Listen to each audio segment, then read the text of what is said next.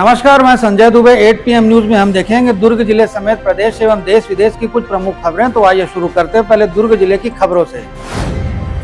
गणेश प्रतिमाओं के विसर्जन के लिए नगर निगम ने जगह चिन्हित कर दिए हैं। भगवान गणेश की बड़ी प्रतिमाओं का विसर्जन शिवनाथ नदी में पुराने पुल से गुरुद्वारा के पास किया जाएगा।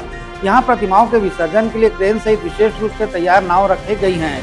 यहाँ प्रतिमाओं को नदी के भीतर ले जाने के लिए गोताखोर भी मौजूद रहेंगे। छत्तीसगढ़ अनुसूचित जाति जनजाति अधिकारी कर्मचारी संघ अजाक्स के कार्यकारी प्रांत अध्यक्ष अनिल मेश्राम ने भिलाई निगम के आयुक्त पर मनमानी करने का आरोप लगाया और कहा कि आयुक्त के निर्णय से राजस्व विभाग के कर्मचारियों में रोष है। इस संबंध में अनिल मेश्राम ने दुर्ग सांसद विजय बघेल और वैशाली नगर विधानसभा क्षेत्र के विधायक रिकेश सिंह को भी ज्ञापन सौंपा है। दुर्ग में मोहन नगर थाना अंतर्गत एक बुजुर्ग महिला चेन स्नेचिंग का शिकार हो गई। बाइक सवार 3 युवकों ने इस घटना को अंजाम दिया। आरोपियों ने महिला की बेटी के गले से भी चेन खींचने का प्रयास किया, लेकिन वे नाकाम रहे।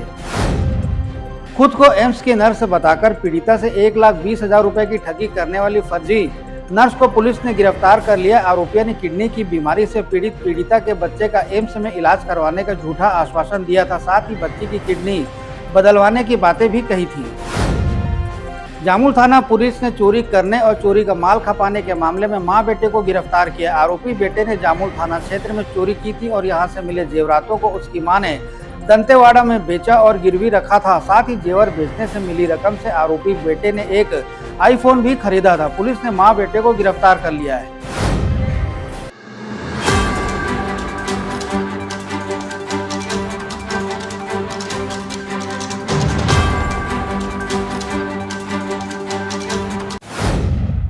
आइए अब नजर डालते हैं प्रदेश की खास खबरों पर।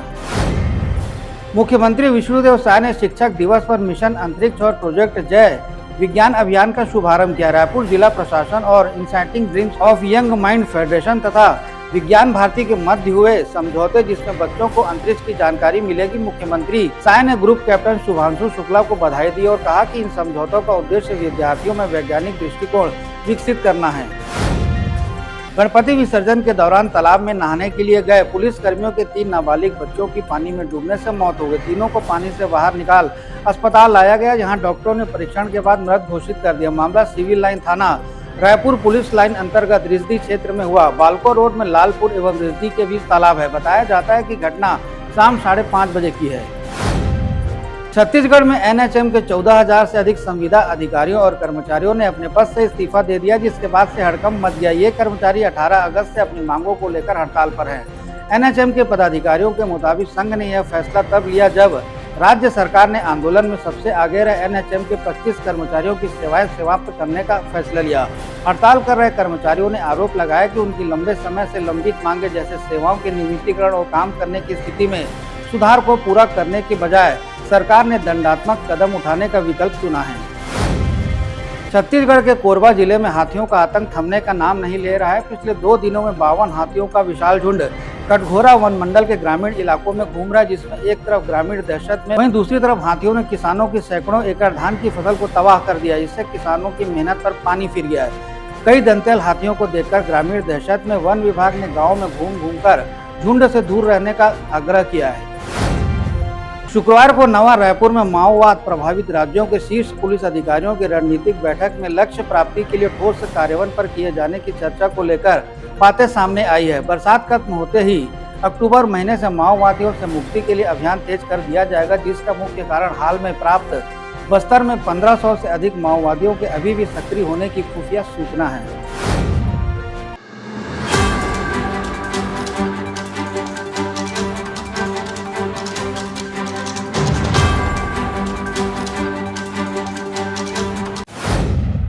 और आइए अब नजर डालते हैं देश विदेश की कुछ खास खबरों पर। प्रधानमंत्री नरेंद्र मोदी ने गुरुवार को सिंगापुर के पीएम लॉरेंस वोंग से मुलाकात की। इस दौरान दोनों देशों के बीच कई अहम मुद्दों पर सहमति बनी। सिंगापुर के पीएम ने मलक्का स्टेट के गश्ती दल में शामिल होने की भारत की कोशिशों का समर्थन किया। अंतर्राष्ट्रीय व्यापार के लिहाज से मलक्का स्टेट भारत के लिए बेहद अहम है और भारत इसकी पेट्रोलिंग में शामिल होने का इच्छुक है। इस संबंध में पीएम मोदी ने सिंगापुर के पीएम से बात की और उन्होंने भारत की इस कोशिश में साथ देने की बातें कही। रूस का कच्चा तेल भारत और अमेरिकी संबंधों के गले की फांस बना हुआ है। इस तेल की वजह से अमेरिका भारत पर भारी भरकम टैरिफ भी लगा चुका है, लेकिन संबंधों में उतार चढ़ाव के बीच वित्त मंत्री निर्मला सीतारमण ने बड़ा बयान दिया। केंद्रीय वित्त मंत्री सीतारमण ने टीवी इंटरव्यू के दौरान कहा कि रूस से भारत कच्चा तेल खरीदना जारी रखेगा, क्योंकि भारत आर्थिक और व्यावसायिक वजहों से तेल खरीद रहा है। उन्होंने कहा कि ट्रंप सरकार की ओर से भारत पर लगाए गए 50% टैरिफ के असर को कुछ हद तक जीएसटी सुधारों से संतुलित किया जाएगा, जिससे कई वस्तुओं पर अप्रत्यक्ष कर दरों को कम किया जा सकेगा। यमुनोत्री, गंगोत्री, केदारनाथ और बद्रीनाथ यानी कि 4 धाम यात्रा करने वालों के लिए अच्छी खबर आई है। भारी बारिश और खराब मौसम की वजह से 4 धाम की यात्रा का रजिस्ट्रेशन बंद कर दिया गया था, लेकिन अब इसके लिए रजिस्ट्रेशन आज शनिवार से एक बार फिर से शुरू हो चुका है। उत्तराखंड सरकार ने मौसम में सुधार और स्थानीय परिस्थितियों के मद्देनजर यह निर्णय लिया ताकि हिंदू श्रद्धालु अपने पवित्र तीर्थ स्थानों की यात्रा कर सकें। अमेरिकी राष्ट्रपति डोनाल्ड ट्रंप ने रक्षा विभाग का नाम बदलकर युद्ध विभाग करने के आदेश पर हस्ताक्षर कर दिए हैं। यह नाम 1789 से 1947 तक इस्तेमाल होता था। ट्रंप ने इसे पारंपरिक और शक्ति की वापसी बताया। पेंटागन की वेबसाइट और .gov पर रेडिएक्ट की गई रक्षा सचिव ने फैसले की सराहना की है।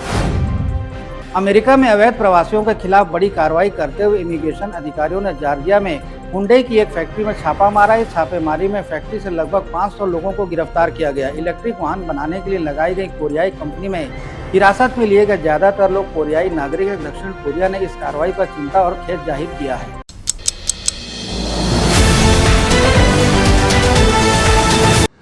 This program is sponsored by SR Hospital and Research Center.